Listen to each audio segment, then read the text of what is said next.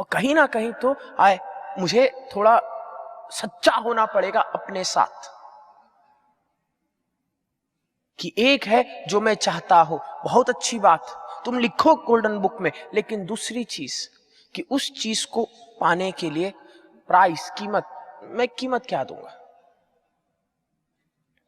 और मजे की बात, जब मैंने इनको कहा लिखो तो कुछ ग्वाची गां थी, देखना बहुत बहुत ध्यान से देखना, ग्वाची गां, कुछ ग्वाची गां थी। एक ग्वाची गां, उसने लिखा तुम चाहते क्या हो कि मेरा 30 किलो वजन कम हो, और नीचे कीमत क्या चुकाओगे, मैं रोज 2 घंटा साधना करूंगा। और मैं सोच रहा हूं साधना में कर्म कटे तो सुना था, कैलोरी ये थोड़ा नया है। एक ग्वाची गां, उसने कहा मेरी पत्नी के साथ मेरी रिलेशन अच्छी हो, क्या करोगे, मैं रोज 3.5 घंटा साधना करूंगा। मैंने कहा वाह जी वाह, वैसे ही तुम्हारी पत्नी कहती तुम अटेंशन नहीं देते, उल्टा तुम और कमरे में बंद हो जाओ 3.5 घंटा, हो गई तुम्हारी शादी, बहुत अच्छी। और फिर मैं इनको देखूं, मुझे समझ ना आए इनका कौन सा चक्कर खोलूं मैं, कि ये बेचारे नहीं सोच रहे। साधना बहुत अच्छी चीज है, लेकिन साधना 0 0 0 0, उससे पहले 0 0 0 लगाने से पहले तुम्हें अपने कर्म का 1 भी तो लगाना है। और अगर 1 नहीं लगाओगे अपने कर्म का, तो ये 0 0 0 इज इक्वल टू 0। अगर तुम हमारे ऋषि मुनियों को भी देखो, वो साधना करते थे, साधना के बाद जाके कर्म करते थे।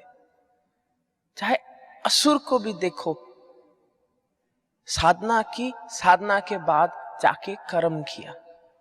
देव को भी देखो, साधना की, साधना से कुछ प्राप्त किया, फिर जो प्राप्त किया उसको इस्तेमाल कर्म किया। हाँ जी ना जी।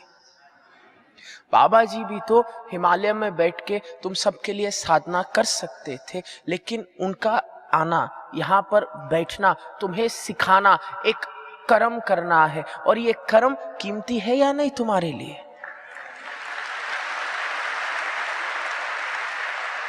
तो अगर तुम्हारा गुरु भी कर्म में विश्वास रखता है, तो थोड़ा हमें भी देखना होगा what is the price we are going to pay. और मजे की बात, तुम देखना, साधना जब करोगे ना, ये प्राइस पे करना आसान हो जाएगा, तुम्हारी पेशेंस बढ़ जाएगी, मेहनत करने की क्षमता बढ़ जाएगी, तुम्हें ताकत मिलेगी। क्योंकि बहुत बार हम सोचते हैं कि हमें प्राइस पे करना है। एक नौजवान सोचता है कि मुझे रोज सुबह उठना है 6 बजे, लेकिन हमारे अंदर हमेशा 2 आवाजें होती हैं। जब 6 बजे का अलार्म बजता है, एक आवाज जिसने अलार्म लगाया, दूसरी आवाज जिसने स्नूज बटन का आविष्कार किया। और 6 बजे अलार्म बजता है, हम स्नूज पकड़ के टप, फिर 6:10 हो जाते हैं, फिर अंदर से आवाज थोड़ा और, पता चलता है 10:30 हो गए, और अब तो उठना ही पड़ेगा। ये नहीं कि हम उठना चाहते हैं, अब उठना पड़ेगा। हर नौजवान के अंदर 2 आवाजें हैं, एक जो कहती है उठ मेहनत कर, एक जो कहती है छड्डो कल। एक आवाज जो कहती है 31 दिसंबर को कि इस साल हम पतले होके रहेंगे, और 2 फरवरी तक अगले साल हम पतले होके रहेंगे। साधना से क्या होता है कि जो आवाज है हमारे अंदर, जो हमें सतोगुण की ओर लेकर के जा रहे हैं, वो आवाज और ताकतवर होती है। मजे की बात, तमोगुणी के अंदर भी ये आवाज है, लेकिन बहुत कमजोर आवाज है। उसके अंदर जो स्नूज बटन वाली आवाज है, चिल्ला चिल्ला के बोल रही है, तो वो इसी की सुनता है। और जब हम साधना करते हैं, तो ये जो दूसरी आवाज है हमारे अंदर, जो हमें कहती है सही रास्ते पे चलो, हम इस आवाज को ताकत दे रहे हैं, हमारी विल पावर बढ़ रही है, हमारा कॉन्फिडेंस बढ़ रहा है, हमारी सेल्फ रिस्पेक्ट बढ़ रही है। और अगर हमारी सेल्फ रिस्पेक्ट होगी तो अपने आप हम बोलेंगे हमारा मन सदा होना चाहिए, हमारा शरीर सदा हुआ होना चाहिए, हमारा व्यवहार सदा हुआ होना चाहिए। इसलिए साधना कीमती है। लेकिन साधना के साथ साथ तुम्हें रोज अपने आप से पूछना है कि आज मैंने अपनी साधना को किस प्रकार से अपने कर्म से अलंकृत किया, किस प्रकार से मैंने अपनी साधना में अपने कर्म के 4 चांद लगाए। बाबा जी इस बात को कहते हैं एडिशन। समझो शिवयोग को। हम सब्ट्रैक्शन में विश्वास ही नहीं रखते।